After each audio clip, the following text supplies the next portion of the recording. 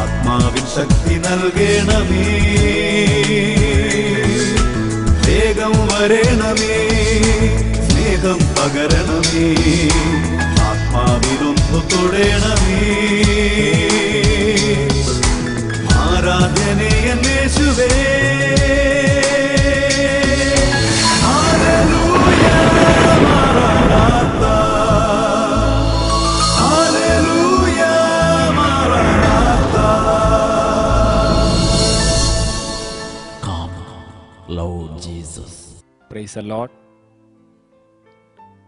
Sehion television ശുശ്രൂഷകളിലേക്ക് യേശുവിൻ്റെ നാമത്തിൽ എല്ലാവർക്കും ഏറ്റവും സ്നേഹത്തോടെ സ്വാഗതം. പ്രിയപ്പെട്ട സഹോദരങ്ങളെ, കർത്താവിൻ്റെ പരിശുദ്ധാത്മാവ് കൊണ്ട് നിറയപ്പെടാൻ ആഗ്രഹിച്ചുകൊണ്ട് നമുക്ക് ഈ ദിവസം പ്രാർത്ഥിച്ച് ദൈവത്തിൻ്റെ ഇരുതല വാളിനേക്കാൾ മൂർച്ചയേറിയ വചന ശുശ്രൂഷകളിലേക്ക് പ്രവേശിക്കാം. നല്ലവനായ പിതാവേ, അങ്ങയുടെ പുത്രനായ യേശുവിൻ്റെ പരിശുദ്ധമായ നാമത്തിൽ ഒരുമിച്ച് കൂടിയിരിക്കുന്ന ഞങ്ങളുടെ മേൽ അങ്ങയുടെ ആത്മാവിനെ വർഷിച്ച് ഞങ്ങളെ അഭിഷേകം കൊണ്ട് നിറയ്ക്കണമേ. ഞങ്ങളുടെ ജീവിതത്തിൽ മാറ്റം വരുത്തേണ്ട എല്ലാ മേഖലകളെക്കുറിച്ചും അങ്ങ് ബോധ്യം നൽകണമേ. ഈശോയെ, പാപകരമായിട്ടുള്ള എല്ലാ അവസ്ഥകളെയും വെറുത്തുപേക്ഷിച്ച് അങ്ങേക്ക് വേണ്ടി ജീവിക്കുവാനുള്ള കൃപ അഭിഷേകം നൽകണമേ. പ്രിയപ്പെട്ട പരിശുദ്ധാത്മാവെ, അങ്ങ് ഞങ്ങളിലേക്ക് നിറഞ്ഞ് ഞങ്ങളെ ശക്തിപ്പെടുത്തി അഭിഷേകം ചെയ്ത് ഒരു പുതിയ ചൈതന്യവും പുതിയ ഹൃദയവും നൽകി ഞങ്ങളെ അനുഗ്രഹിക്കണമേ. പരിശുദ്ധ അമ്മേ, ഞങ്ങളുടെ പ്രിയപ്പെട്ട മാതാവേ, അമ്മ ഞങ്ങൾക്ക് വേണ്ടി പ്രാർത്ഥിക്കണമേ. നന്മ നിറഞ്ഞ മറിയമേ സ്വസ്തി, കർത്താവ് അങ്ങയുടെ കൂടെ സ്ത്രീകളിൽ അങ്ങ് അനുഗ്രഹിക്കപ്പെട്ടവളാകുന്നു. അങ്ങയുടെ ദുരത്തിന്റെ ഫലമായ ഈശോ അനുഗ്രഹിക്കപ്പെട്ടവനാകുന്നു. പരിശുദ്ധ മറിയമേ, തമ്പുരാന്റെ അമ്മേ, പാപികളായ ഞങ്ങൾക്ക് വേണ്ടി ഇപ്പോഴും ഞങ്ങളുടെ മരണസമയത്തും തമ്പുരാന്റെ അപേക്ഷിച്ചു വരണമേ. ആമേൻ. Praise the Lord. ഈശോയിൽ സ്നേഹം നിറഞ്ഞ സഹോദരങ്ങളെ, നമ്മളിന്ന് പ്രാർത്ഥിക്കുകയും ചിന്തിക്കുകയും ചെയ്യുന്നത് സുഭാഷിതങ്ങളുടെ പുസ്തകത്തിലെ 6-ാമത്തെ അധ്യായത്തിന്റെ 19-ാമത്തെ വാക്യമാണ്. 19-ാമത്തെ വാക്യത്തിന്റെ 2-ാമത്തെ ഭാഗം ഇപ്രകാരമാണ്: സഹോദരർക്കിടയിൽ ഭിന്നത വിതയ്ക്കുന്നവൻ. അതായത് ദൈവം വെറുക്കുന്ന ചില കാര്യങ്ങളെക്കുറിച്ച് സുഭാഷിതങ്ങളുടെ പുസ്തകത്തിൽ വിവരിച്ചു പറയുകയാണ്. ദൈവം വെറുക്കുന്ന കാര്യങ്ങൾ. Price the Lord. വചനം എങ്ങനെയാണ്? അതിന്റെ 16-ാമത്തെ വാക്യം: കർത്താവ് വെറുക്കുന്ന 6 കാര്യങ്ങളുണ്ട്, 7-മതൊന്നുകൂടി അവിടുന്ന് മ്ലേച്ഛമായി കരുതുന്നു. തുടർന്ന് ഏതൊക്കെയാണ് കർത്താവ് വെറുക്കുന്ന കാര്യങ്ങളെന്ന് ബൈബിൾ പറയാണ്: ഗർവ് കലർന്ന കണ്ണ്, വ്യാജം പറയുന്ന നാവ്, നിഷ്കളങ്കമായ രക്തം ചൊരിയുന്ന കൈ, അകൃത്യം ദുഷ്കൃത്യം നനയ്ക്കുന്ന ഹൃദയം, തിന്മയിലേക്ക് പായുന്ന പാദങ്ങൾ, അസത്യം പറഞ്ഞു കൂട്ടുന്ന കള്ളസാക്ഷി, സഹോദരർക്കിടയിൽ ഭിന്നത വിതയ്ക്കുന്നവൻ. പ്രിയപ്പെട്ടവരെ, നമ്മളിന്ന് ഈ അവസാനത്തെ കാര്യം, ദൈവം വെറുക്കുന്ന 7-ാമത്തെ കാര്യത്തെക്കുറിച്ചാണ് ചിന്തിക്കുന്നത്. സഹോദരർക്കിടയിൽ ഭിന്നത വിതയ്ക്കുന്നവൻ, അവനെ ദൈവം വെറുക്കുന്നു. ദൈവം വെറുക്കുന്ന ഒരു കാര്യമാണ് സഹോദരർക്കിടയിൽ ഭിന്നത വിതയ്ക്കുന്നവൻ. പ്രിയപ്പെട്ട സഹോദരങ്ങളെ, കഴിഞ്ഞ ദിവസം ഒരു കുട്ടി എൻ്റെ അടുത്ത് പ്രാർത്ഥിക്കാൻ വേണ്ടി വന്നു. അവൻ്റെ ഒരു സങ്കടം പറഞ്ഞത് അവൻ്റെ അപ്പനുമായിട്ട് അവന് ഒട്ടും തന്നെ യോജിക്കാനായിട്ട് പറ്റുന്നില്ല. 10ാം ക്ലാസ്സിൽ പഠിക്കുന്ന കുട്ടിയാണ്. അവൻ്റെ അപ്പൻ അവനോട് സ്നേഹമില്ല എന്നും അവൻ്റെ അപ്പൻ അവനെ കരുതുന്നില്ല എന്നൊക്കെയുള്ള ചിന്തയാണ് അവൻ്റെ ചെറിയ ഹൃദയത്തിൽ ഇങ്ങനെ പറ്റിപ്പിടിച്ചിരിക്കുന്നത്. പ്രിയപ്പെട്ടവരെ, കുറെ സമയം സംസാരിച്ചപ്പോഴാണ് ആ കുട്ടി വ്യക്തമായിട്ട് പറഞ്ഞത്, അവന്റെ വീടിന്റെ അടുത്തുള്ള വീട്ടിലെ ആ ചേട്ടനാണ് ഈ കാര്യങ്ങളിൽ അവനെ പറഞ്ഞു തെറ്റായി ധരിപ്പിച്ചിട്ടുള്ളത്. നിന്റെ അപ്പന് നിന്നോട് ഇഷ്ടമില്ല, നിന്റെ അപ്പന് നിന്നോട് കരുതലില്ല, അതുകൊണ്ടാണ് ഇടയ്ക്ക് നിന്നെ തല്ലുന്നേ. ഇങ്ങനെ ഇവന്റെ അപ്പനെ കുറിച്ച് ഒരുപാടില്ലാത്ത കാര്യങ്ങളൊക്കെ ഇങ്ങനെ പറഞ്ഞ് ഈ ചെറിയ കുട്ടിയുടെ മനസ്സിലേക്ക് അതങ്ങോട്ട് പതിപ്പിച്ചിരിക്കുകയാണ്. പ്രിയപ്പെട്ട സഹോദരങ്ങളെ, ദൈവം വെറുക്കുന്ന ഒരു കാര്യമാണ് ഭിന്നതയുടെ വിത്ത് വിതയ്ക്കുന്ന ഒരു വ്യക്തിയെ. പ്രിയപ്പെട്ട സഹോദരങ്ങളെ, ഇന്ന് ഞാനും നിങ്ങളൊക്കെ ചിലപ്പോൾ അറിഞ്ഞോ അറിയാതെയോ ഭിന്നതയുടെ വിത്ത് പല സ്ഥലങ്ങളിൽ വിതയ്ക്കുന്ന വ്യക്തികളാണ്. ഭിന്നതയുടെ വിത്ത് വിതയ്ക്കുന്നവനെ ദൈവം വെറുക്കുന്നു. പ്രത്യേകിച്ച് സഹോദരരുടെ ഇടയിൽ ഭിന്നതയുടെ വിത്ത് വിതയ്ക്കുന്നവനെ ദൈവം വെറുക്കുന്നു. വേറൊരു കാര്യം സംഭവം എൻ്റെ മനസ്സിലേക്ക് വരികയാണ്. ഒരിക്കൽ ഒരു സഹോദരി അവര് പറഞ്ഞ ഒരു വലിയ സങ്കടം, അവരുടെ ജീവിതത്തിന്റെ വിശുദ്ധി, കല്യാണം കഴിഞ്ഞ സ്ത്രീ ആണെങ്കിലും ജീവിതത്തിന്റെ വിശുദ്ധി അങ്ങോട്ട് നഷ്ടപ്പെടുത്തി. പ്രിയപ്പെട്ടതിന്റെ കാരണം അന്വേഷിച്ചപ്പോഴാണ് മനസ്സിലായത്, അവരുടെ വീടിന്റെ അയൽപക്കത്തുള്ള ഒരു മനുഷ്യൻ ഇവരുടെ ഭർത്താവിനെ കുറിച്ച് ഇല്ലാത്ത ചില കാര്യങ്ങളെല്ലാം പറഞ്ഞു കൊടുത്ത് ഭിന്നതയുടെ വിത്ത് അങ്ങോട്ട് വിതച്ച് അവസാനം ഈ വ്യക്തി ഇവളെ അശുദ്ധമായിട്ട് ഉപയോഗിക്കുകയും ഇവളുടെ ജീവിതത്തിന്റെ വിശുദ്ധിയെ നഷ്ടപ്പെടുത്തുകയും ചെയ്യുകയാണ്.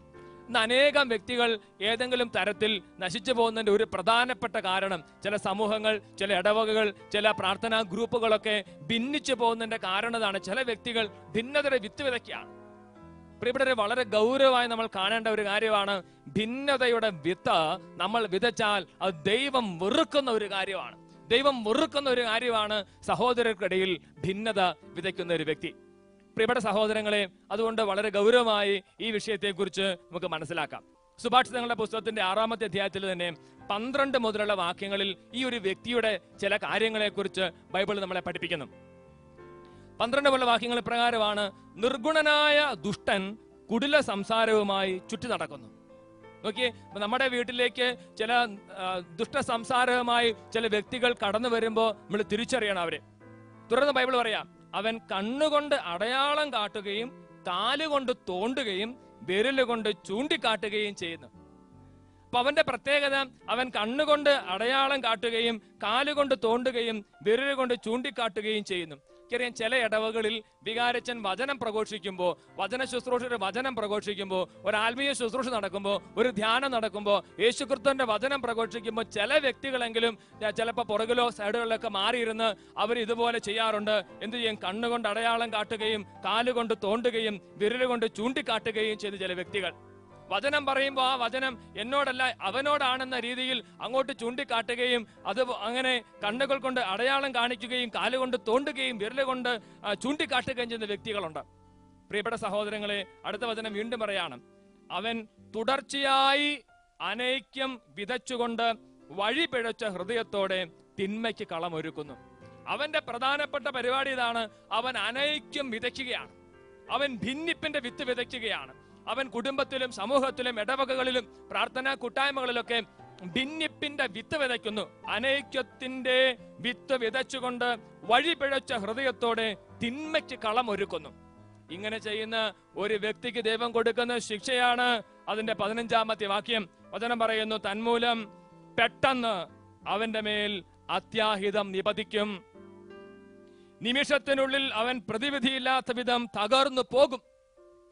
പ്രിയപ്പെട്ട സഹോദരങ്ങളെ, വചനം പറയാം, തന്മൂലം പെട്ടെന്ന് അവന്റെ മേൽ അത്യാഹിതം നിപതിക്കും, പ്രതിവിധിയില്ലാത്ത വിധം നിമിഷത്തിനുള്ളിൽ അവൻ തകർന്നു പോകും. Price the Lord, hallelujah. പ്രിയപ്പെട്ട സഹോദരങ്ങളെ, അതുകൊണ്ട് നമ്മൾ ഭിന്നതയുടെ വിത്ത്, അനൈക്യത്തിന്റെ വിത്ത് വിതച്ചാൽ നമുക്ക് കിട്ടുന്ന ശിക്ഷയെക്കുറിച്ച് ബൈബിൾ പഠിപ്പിക്കുന്നു. പെട്ടെന്ന് അത്യാഹിതം അവന്റെ മേൽ നിപതിക്കും. Price the Lord. പ്രിയപ്പെട്ട സഹോദരങ്ങൾ, അതുകൊണ്ട് നമുക്ക് ചിലപ്പോൾ ചില ആത്മീയ കാര്യങ്ങളോട് താല്പര്യം കാണുകയില്ല. ഉദാഹരണത്തിന്, നമ്മുടെ ഇടവകയിലുള്ള ചില ആത്മീയ ശുശ്രൂഷകളെ പറ്റി നമുക്ക് വലിയ താല്പര്യം കാണുകയില്ല. ചിലപ്പോൾ ധ്യാനകേന്ദ്രങ്ങളെ കുറിച്ച് നമുക്ക് അധികം താല്പര്യം കാണുകയില്ല. ചിലപ്പോൾ സഭയുടെ ചില നിലപാടുകൾ നമുക്ക് താല്പര്യം കാണുകയില്ല.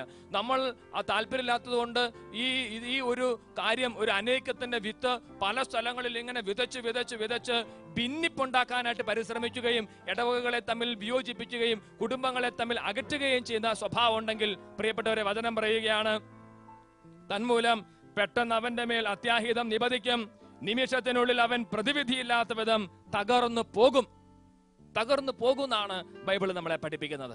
Price the Lord. പ്രഭാഷകൻ 28-ാമത്തെ അധ്യായത്തിന്റെ 13 മുതലുള്ള വാക്യങ്ങൾ.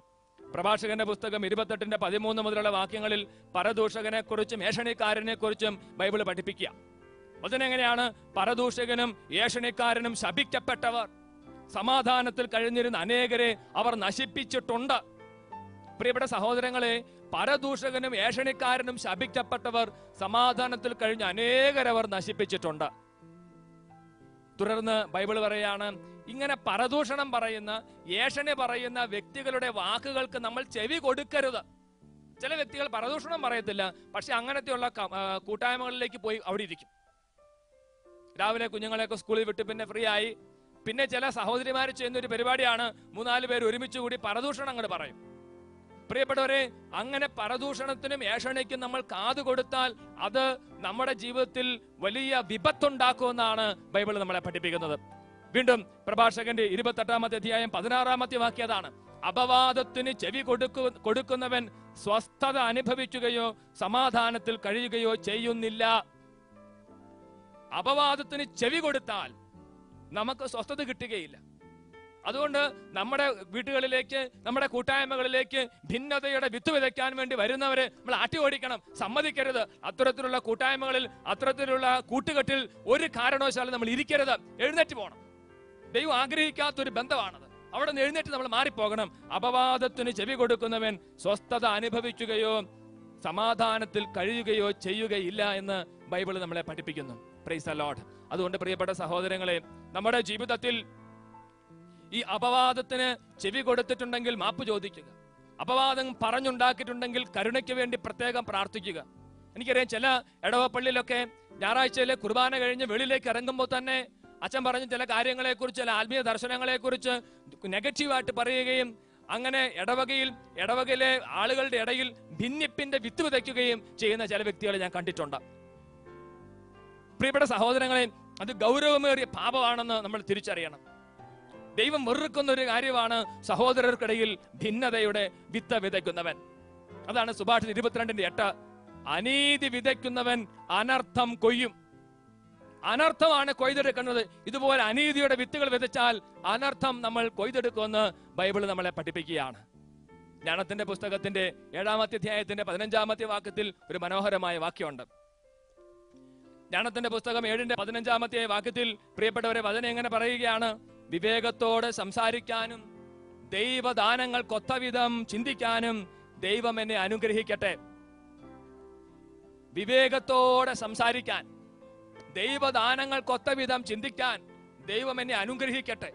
പ്രിയപ്പെട്ടവരെ, ദൈവദാനങ്ങൾക്കൊത്തവിധം ചിന്തിക്കുമ്പോഴാണ് വിവേകത്തോടെ സംസാരിക്കാൻ പറ്റുകയുള്ളൂ. അല്ലാത്ത വ്യക്തികൾ ഒരു ആത്മീയ കാര്യത്തെ, ഒരു കൂട്ടായ്മയുടെ കാര്യത്തെ വരുമ്പോൾ എങ്ങനെയും അവിടെ ഭിന്നതയുടെ വിത്ത് വിതയ്ക്കാനായിട്ട് പരിശ്രമിക്കും. എന്നറിയാം, ഏറ്റവും അധികം കലഹവും വെറുപ്പും ഉള്ളത് ആര് തമ്മിലാ? ചേട്ടാനിമാര് തമ്മിലുള്ള ബന്ധത്തിലാ, ആങ്ങളെ പെങ്ങളമാര് തമ്മിലുള്ള ബന്ധത്തിലാണ്, ഭാര്യ ഭർത്താക്കന്മാര് തമ്മിലുള്ള ബന്ധത്തിലാണ് വിള്ളലുകൾ കൂടിക്കൊണ്ടിരിക്കുന്നത്.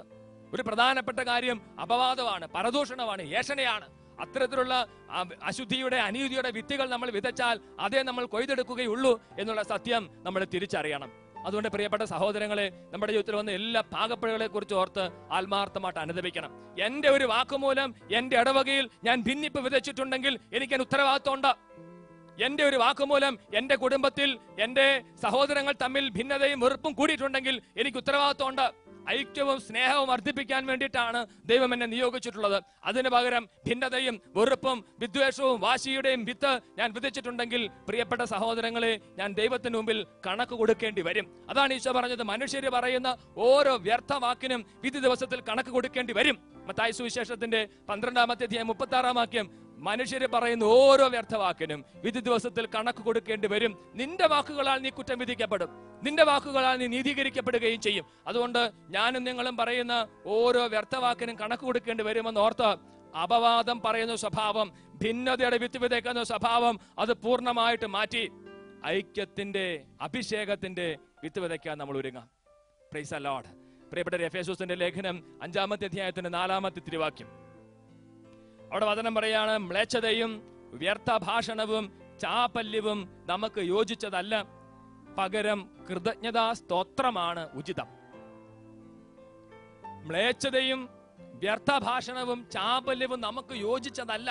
വ്യർത്ഥ ഭാഷണം, ആവശ്യമില്ലാത്ത കാര്യത്തെക്കുറിച്ച് ഇങ്ങനെ പറഞ്ഞുകൊണ്ടിരിക്കുക, അത് നമുക്ക് യോജിച്ചതല്ല, പകരം കൃതജ്ഞതാ സ്തോത്രമാണ് ഉചിതം. Praise the Lord.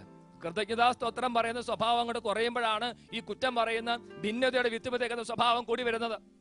അതുകൊണ്ട് പ്രിയപ്പെട്ട സഹോദരങ്ങളെ, നമ്മുടെ വ്യക്തിപരമായ ജീവിതത്തിൽ നമുക്ക് ആത്മശോധനയ്ക്ക് വിഷയമാക്കാം. നമ്മുടെ കുടുംബ ജീവിതത്തിൽ എന്നെങ്കിലും ഇതുപോലത്തെ ഭിന്നതയുടെ, വെറുപ്പിന്റെ, വിദ്വേഷത്തിന്റെ വിത്ത് നമ്മൾ വിതച്ചിട്ടുണ്ടെങ്കിൽ കർത്താവിന്റെ അടുത്ത് പൊറുതിക്ക് വേണ്ടി യാചിച്ച് നമുക്ക് തമ്പുരാന്റെ അടുത്ത് പ്രാർത്ഥിക്കാം. കണ്ണുകളടച്ച് ഏറ്റവും താഴ്മയോടും വിനയത്തോടും കൂടെ നല്ലവനായ കർത്താവിന്റെ സ്നേഹം കൊണ്ട് നിറഞ്ഞ് വിവേകത്തോടെ സംസാരിക്കാൻ, ദൈവദാനങ്ങൾക്കൊത്ത വിധം ചിന്തിക്കാൻ കർത്താവെ കൃപ തരണമേ നമുക്ക് ആഗ്രഹിക്കാം.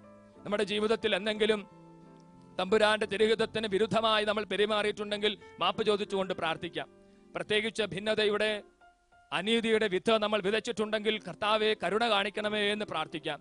കണ്ണുകളടച്ച് സാധിക്കുന്നവരെല്ലാം കരങ്ങളെ കർത്താവിന്റെ പക്കലേക്ക് ഉയർത്തി നമ്മൾ ഭിന്നതയുടെ വിത്ത് വിതച്ചതിലൂടെ ഏതെങ്കിലും കുടുംബ ബന്ധങ്ങൾ നശിച്ചിട്ടുണ്ടെങ്കിൽ, ഏതെങ്കിലും അപ്പനും മക്കളും നമ്മളുടെ ബന്ധം നമ്മൾ പിളർത്തിയിട്ടുണ്ടെങ്കിൽ, ഏതെങ്കിലും സഹോദരങ്ങൾ തമ്മിലുള്ള വിടവ് നമ്മൾ വർദ്ധിപ്പിച്ചിട്ടുണ്ടെങ്കിൽ കർത്താവിന്റെ അടുത്ത് പൂർത്തി യാചിച്ചുകൊണ്ട് കരങ്ങൾ ഉയർത്തി എളുമപ്പെട്ട് കണ്ണീരോടെ ഒന്ന് പ്രാർത്ഥിക്ക്. ഹാലലൂയ, ഹാലലൂയ, ഹാലലൂയ. യേശുവേ, യേശുവേ, കരുണ ചൊരിയണമേ. അങ്ങനെ പ്രിയപ്പെട്ട മക്കളുടെ മേൽ കരുണ ചൊരിയണമേ. വെറുപ്പിന്റെയും ഭിന്നതയുടെയും വിദ്വേഷത്തിന്റെയും വിത്ത് വിതച്ചതിലൂടെ കർത്താവെ അങ്ങയുടെ ഹിതത്തിനെതിരായ അടിയങ്ങൾ പ്രവർത്തിച്ച ഓരോ കാര്യത്തെ ഓർത്ത് പൊറുതി യാചിച്ച് പ്രാർത്ഥിക്കുന്നു. ഹാലലൂയ, ഹാലലൂയ, ഹാലലൂയ. യേശുവേ, യേശുവേ, യേശുവേ. ഹാലലൂയ, ഹാലലൂയ, ഹാലലൂയ. യേശുവേ നന്ദി, യേശുവേ സ്തുതി, യേശുവേ മഹത്വം, യേശുവേ ആരാധന. Praise the Lord. ഹല്ലേലൂയ മറനാത്ത. Come, Lord Jesus. ഏകദിന കൺവെൻഷൻ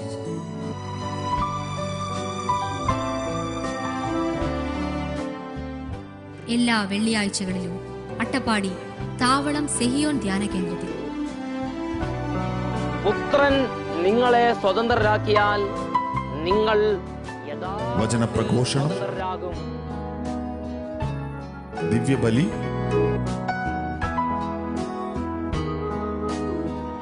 കൗൺസിലിംഗ്, വിടുതൽ ശുശ്രൂഷ,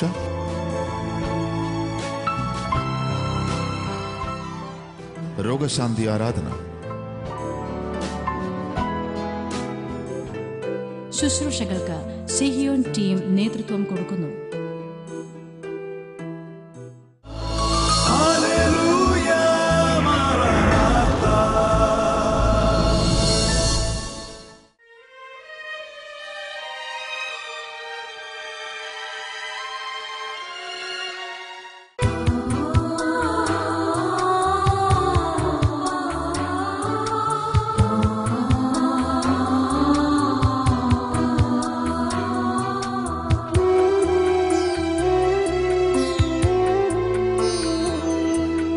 തിരുമുമ്പിൽ ബലിയായി തീരാൻ, തിരുമാംസരക്തമാകാൻ.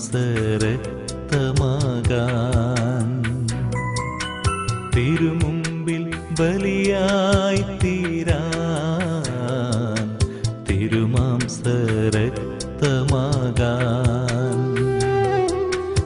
ഉരുകുന്ന ഹൃദയങ്ങളോടെ അണയുന്നു അൾത്താര മുന്നിൽ. ഉരുകുന്ന ഹൃദയങ്ങളോടെ അണയുന്നു അൾത്താര മുന്നിൽ. ചെറുതെങ്കിലും ജീവകാളിക്ക് കൃപമാരി തൂകേണമേ. കുറവെങ്കിലും ദിവ്യ കൂദാശയിൽ ഒരു പങ്കു നൽകേണമേ. നമ്മുടെ മുമ്പിൽ അപ്പത്തിന്റെ രൂപത്തിൽ എഴുന്നള്ളിരിക്കുന്ന നല്ല ഈശോയെ നമുക്ക് ആരാധിക്കാം. പ്രിയപ്പെട്ടവരെ, നമ്മുടെ നാവിലൂടെ നമ്മൾ ചെയ്തു പോയിട്ടുള്ള എല്ലാ പാപങ്ങൾക്കും പരിഹാരം എന്നോണം ഈ നിമിഷം നമ്മുടെ ജീവിതങ്ങളെ കർത്താവിന് സമർപ്പിച്ച്, അധരങ്ങളെ ഈശോയ്ക്ക് സമർപ്പിച്ച് സ്വരമുയർത്തി നമുക്ക് അവിടുത്തെ ഒന്ന് മഹത്വപ്പെടുത്തി ആരാധിക്കാം. ഹാലലൂയ, ഹാലലൂയ, ഹാലലൂയ, ഹാലലൂയ. യേശുവേ നന്ദി, യേശുവേ സ്തുതി, യേശുവേ നന്ദി, യേശുവേ സ്തുതി. ഞങ്ങളുടെ അധരങ്ങളെ നീ ശുദ്ധീകരിക്കണമേ, അധരങ്ങളെ പവിത്രീകരിക്കണമേ, അഭിഷേകം ചെയ്യണമേ എന്ന് പ്രാർത്ഥിക്കുന്നു. ഹല്ലേലൂയ, ഹല്ലേലൂയ, ഹല്ലേലൂയ. യേശുവേ നന്ദി, യേശുവേ സ്തുതി, യേശുവേ മഹത്വം, യേശുവേ ആരാധന. പ്രിയപ്പെട്ട സഹോദരങ്ങളെ, നമ്മുടെ ജീവിതത്തിൽ നമ്മുടെ അപവാദപരമായിട്ടുള്ള വർത്തമാനത്തിലൂടെ ഏതെങ്കിലും തിന്മകളോ അന്ധകാര ശക്തികളോ ശാപത്തിന്റെ കെട്ടുകളോ നമ്മുടെ ജീവിതത്തിലേക്ക് വന്നിട്ടുണ്ടെങ്കിൽ കർത്താവിന്റെ പക്കൽ പൊറുതിക്ക് വേണ്ടി പ്രാർത്ഥിക്കുന്ന ഒരു ദിവസമാണിത്. വചനം പഠിപ്പിക്കുന്നു, പരദൂഷകനും ഏഷണിക്കാരനും ശപിക്കപ്പെട്ടവർ. ശാപമാണ് പരദൂഷണം പറയുന്നത്, ശാപമാണ് ഏഷണി പറയുന്നത് തിരിച്ചറിയാം. ഞാനോ നിങ്ങളോ എന്തെങ്കിലും നമ്മുടെ നാവിലൂടെ പരദൂഷണം പറയുകയും അപവാദം പറയുകയും ചെയ്തതിലൂടെ ഏതെങ്കിലും ശാപത്തിന്റെ കെട്ട് നമ്മുടെ ജീവിതത്തിലേക്ക്, കുടുംബത്തിലേക്ക് കടന്നു വന്നിട്ടുണ്ടെങ്കിൽ യേശുവേ അങ്ങയുടെ പരിശുദ്ധമായ രക്തം തെളിച്ച് എല്ലാ ശാപത്തിന്റെ കെട്ടുകളെയും കഴുകി ശുദ്ധീകരിക്കണമേ എന്ന് ആഗ്രഹിച്ചുകൊണ്ട് ഒരിക്കൽ കൂടി നമ്മുടെ ജീവിതങ്ങളെ കർത്താവിന് സമർപ്പിക്കാം. ജീവിതങ്ങളെ മുഴുവനും കർത്താവിന് സമർപ്പിച്ച് എല്ലാ തരത്തിലുള്ള കെട്ടുകളും ശാപത്തിന്റെ ബന്ധനങ്ങളും യേശുവിന്റെ നാമത്തിൽ അഴിയപ്പെടാനായിട്ട് ആഗ്രഹിച്ച് ദാഹത്തോടെ ഒരിക്കൽ കൂടി സ്തുതിച്ച് പ്രാർത്ഥിക്കട്ടെ. ഈ സമൂഹത്തിലെ സകല മക്കളും ഈ ശുശ്രൂഷ പങ്കെടുക്കുന്ന സകലർ ഇപ്പോൾ തന്നെ പ്രാർത്ഥിക്കുക. അപവാദം കേട്ടതിലൂടെ, അപവാദം പറഞ്ഞതിലൂടെ ഏതെങ്കിലും തിന്മയുടെ ബന്ധനങ്ങൾ ജീവിതത്തിലേക്ക് വന്നിട്ടുണ്ടെങ്കിൽ അഴിയുന്ന അത്ഭുതകരമായ സമയമാണത്. നിങ്ങൾ കെട്ടുന്നവ ഞാനും കെട്ടും, നിങ്ങൾ അഴിക്കുന്നവ ഞാനും അഴിക്കുമെന്ന് പറഞ്ഞ കർത്താവിന്റെ പരിശുദ്ധമായ കരങ്ങളിലേക്ക് സമർപ്പിച്ച് സ്തുതിക്കട്ടെ. ഹല്ലേലൂയ, ഹല്ലേലൂയ, ഹല്ലേലൂയ, ഹല്ലേലൂയ, ഹല്ലേലൂയ. യേശുവിന്റെ നാമത്തിൽ എല്ലാ തരത്തിലുള്ള ശാപത്തിന്റെ കെട്ടുകളും, പ്രത്യേകിച്ച് ഏഷണിയോ പരദൂഷണമോ പറഞ്ഞതിലൂടെ വന്നിട്ടുള്ള എല്ലാ ശാപത്തിന്റെ കെട്ടുകളും അഴിയട്ടെ, വിട്ടുപോകട്ടെ എന്ന് പ്രാർത്ഥിക്കുന്നു. ഹല്ലേലൂയ, ഹല്ലേലൂയ, ഹല്ലേലൂയ. യേശുവേ നന്ദി, യേശുവേ സ്തുതി, യേശുവേ മഹത്വം, യേശുവേ ആരാധന. പ്രിയപ്പെട്ടവരെ, യേശുവിന്റെ വിലയേറിയ രക്തം കൊണ്ട് നമ്മുടെ നാവുകൾ കഴുകി ശുദ്ധീകരിക്കപ്പെടാൻ വേണ്ടി പ്രാർത്ഥിക്കാം. നമ്മുടെ അധരങ്ങൾ കഴുകി ശുദ്ധീകരിക്കപ്പെടാൻ വേണ്ടി പ്രാർത്ഥിക്കാം. നമ്മുടെ ജീവിതങ്ങൾ, കുടുംബങ്ങൾ കഴുകി ശുദ്ധീകരിക്കപ്പെടാൻ വേണ്ടി പ്രാർത്ഥിക്കാം. പ്രത്യേകിച്ച് ഏതെങ്കിലും വ്യക്തികൾ ഏഷണി പറഞ്ഞതിലൂടെ ഏതെങ്കിലും ഭിന്നത, ഏതെങ്കിലും അന്ധകാര ശക്തികൾ നമ്മുടെ കുടുംബത്തിലേക്കോ ഇടവകളിലേക്കോ സഭയിലേക്കോ വന്നിട്ടുണ്ടെങ്കിൽ എല്ലാ കെട്ടും അഴിയാൻ വേണ്ടിയാണ് ഇപ്പോഴുള്ള ആശീർവാദം. നമ്മുടെ ജീവിതങ്ങളെ കർത്താവിന് സമർപ്പിച്ച് കരങ്ങൾ ഉയർത്തി പ്രാർത്ഥിക്കുമ്പോൾ അത്ഭുതകരമായ അഭിഷേകം, യേശു ക്രിസ്തുവിന്റെ നാമത്തിലുള്ള അഭിഷേകം നമ്മളിലേക്ക് നിറയുന്നു. രണ്ട് കരങ്ങളും ഉയർത്തി യേശുവിനെ ആരാധിക്കാനായിട്ട് ഒരുങ്ങുന്നു. കരങ്ങൾ ഉയർത്തി വലിയ വിശ്വാസത്തോടെ യേശുവിനെ ആരാധിക്കട്ടെ. ഹല്ലേലൂയ, ഹല്ലേലൂയ, ഹല്ലേലൂയ. യേശുവിന്റെ പരിശുദ്ധമായ നാമത്തിന്റെ ശക്തിയാൽ ഏഷണിയുടെയും വെറുപ്പിന്റെയും അന്ധകാര ശക്തികൾ ഇപ്പോൾ തന്നെ അഴിയട്ടെ. യേശുവിന്റെ പരിശുദ്ധമായ നാമത്തിന്റെ ശക്തിയാൽ അപവാദം കേട്ടതിലൂടെ കുടുംബത്തിലേക്ക് വന്നിട്ടുള്ള അനർത്ഥങ്ങൾ വിട്ടുപോകട്ടെ എന്ന് പ്രാർത്ഥിക്കുന്നു. Glory, glory, glory, glory. Hallelujah, ഹല്ലേലൂയ, ഹല്ലേലൂയ, ഹല്ലേലൂയ. സകല മക്കളിലേക്കും കുടുംബങ്ങളിലേക്കും യേശുവിന്റെ നാമത്തിലുള്ള അഭിഷേകം വിടുതലുണ്ടാകട്ടെ. യേശുവേ, ചെറുതെങ്കിലും ജീവകാണിക്കയിൽ കൃപമാരി തൂകേണമേ. കുറവെങ്കിലും ദിവ്യ കൂദാശയിൽ ഒരു പങ്കു നൽകേണമേ. Hallelujah, Maranatha. Come, Lord Jesus.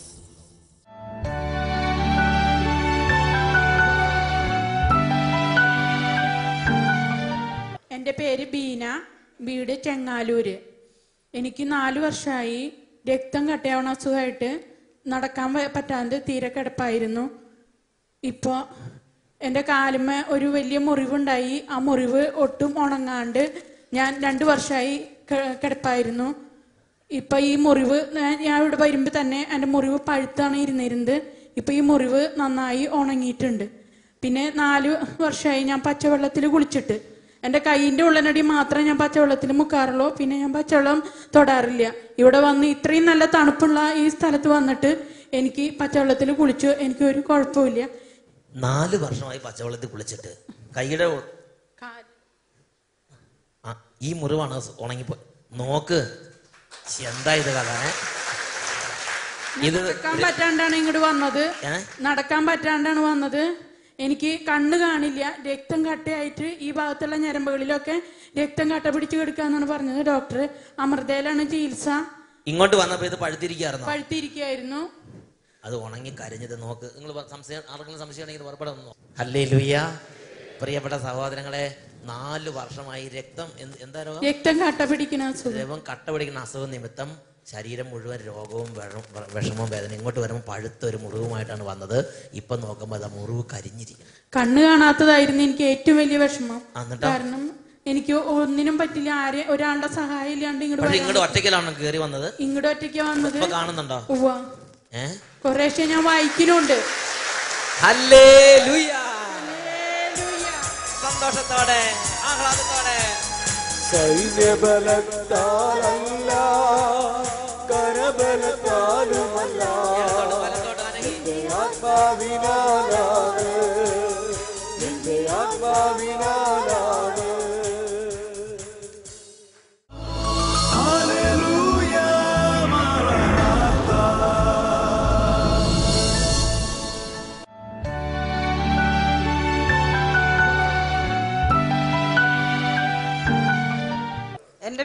Rossi, Edavaka ചൊവ്വന്നൂര്. ചൊവ്വന്നൂര് എന്ന് പറഞ്ഞാൽ എവിടെയാ? ചൊവ്വന്നൂര്, കുന്നംകുളം. കുന്നംകുളം. പറ. ഞാൻ 33 വർഷമായിട്ട് എൻ്റെ കാലിന് അലർജിയാണെന്നുള്ള നിലയിൽ, രക്തവാതമാണെന്നുള്ള നിലയിൽ വളരെയധികം മരുന്നുകൾ ചെയ്തു. ഇത്രമാത്രം പണം ചെലവിറക്കി എന്ന് പറയാൻ പറ്റില്ല. വടി കുത്തി പിടിച്ചിട്ടാണ് ഈസ്റ്ററിന്റെ സമയത്തൊക്കെ ഞാൻ നടന്നിരുന്നത്. എനിക്ക് കുർബാന കാണാനോ കുമ്പസാരിക്കാനോ ഒന്നിനും സാധിച്ചില്ല. 4 മാസം ഞാൻ കിടപ്പായിരുന്നു. രോഗം രക്തവാതമല്ല, വിഷമാണെന്നാ സിസ്റ്റർ പറഞ്ഞത്. ഞാൻ പുല്ലരിഞ്ഞിട്ട് അങ്ങനെ തന്നെ 33 വർഷമായി സഹിക്കുകയായിരുന്നു. പുല്ലരിഞ്ഞിട്ട് കാലൊക്കെ കണ്ടു. ഇപ്പൊ എങ്ങനെ തോന്നുന്നുണ്ട്? ഇപ്പൊ അതിന്റെ ബുദ്ധിമുട്ടൊക്കെ മാറിയോ? ഒരു വിഷമം തോന്നുന്നില്ല. ഇത് എന്തായിരുന്നു ശരിക്കും വിഷമം? നടക്കാൻ ബുദ്ധിമുട്ടല്ല, അസ്ഥികൾ ഇങ്ങനെ പൊട്ടി ചിക്കൻ ബോക്സ് വരണ മാതിരിയാണ്. 33 വർഷമായ പീഡ ഈ സഹോദരി സഹിച്ചുകൊണ്ടിരുന്ന അസ്ഥികൾ ഇങ്ങനെ പൊട്ടിയിട്ട് അങ്ങനെ പൂർണ്ണമായിട്ട് ഇങ്ങോട്ട് വന്നിട്ട് അത് ചിക്കൻ ബോക്സ് മാതിരി നിന്നിട്ട് അങ്ങോട്ട് കുത്തിലെ നേരം വെളുക്കുന്ന വരെ എനിക്ക് ഉറങ്ങാൻ സാധിക്കുന്നില്ല. അതാണ് ഉണങ്ങി കിടക്കുന്നത്. അത് കംപ്ലീറ്റ് ഇതാ ഉണങ്ങി. നിങ്ങൾ നോക്കിയത് ഇപ്പൊ എന്തെങ്കിലും ബുദ്ധിമുട്ട് ഇങ്ങോട്ട് വന്നപ്പോഴൊക്കെ എങ്ങനെയായിരുന്നോ? വരുമ്പോ ഇതേമാതിരി ഇപ്പൊ ഇവിടെ വന്ന് ഇരുന്നിട്ടുള്ള നീര്, അല്ലാണ്ട് എനിക്ക് യാതൊരു വിഷമവും ഇല്ല. അത് കംപ്ലീറ്റ് മാറിയോ? കംപ്ലീറ്റ് മാറി. പിന്നെ എന്നോട് പറഞ്ഞു മുട്ട സാധനങ്ങളൊന്നും കഴിക്കരുത്, ഇറച്ചി മീനൊന്നും കഴിക്കരുത്, ഹോമിയോ മരുന്നാണ് ഞാൻ കഴിക്കുന്നത്. ഇവിടെ വന്ന് നോക്കുമ്പോ ഞാൻ എല്ലാം കഴിച്ചു തുടങ്ങി. പ്രകാരം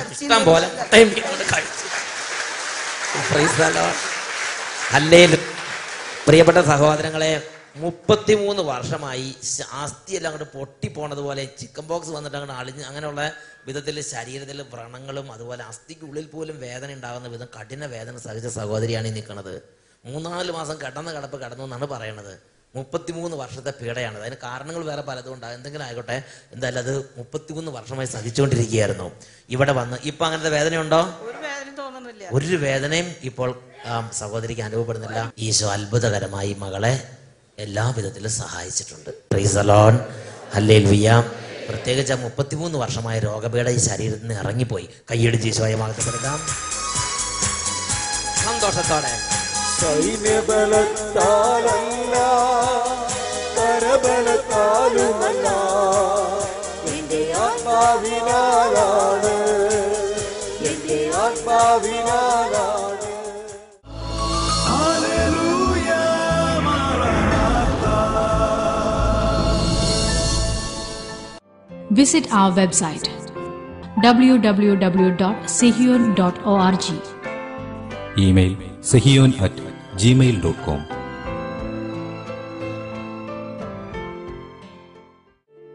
ഞങ്ങളുടെ അഡ്രസ്: ഡയറക്ടർ, സെഹിയോൻ ധ്യാന കേന്ദ്രം, താവളം PO, അട്ടപ്പാടി, പാലക്കാട് ജില്ല, കേരള. പിൻ 678589. Phone 04924253333 and 253647.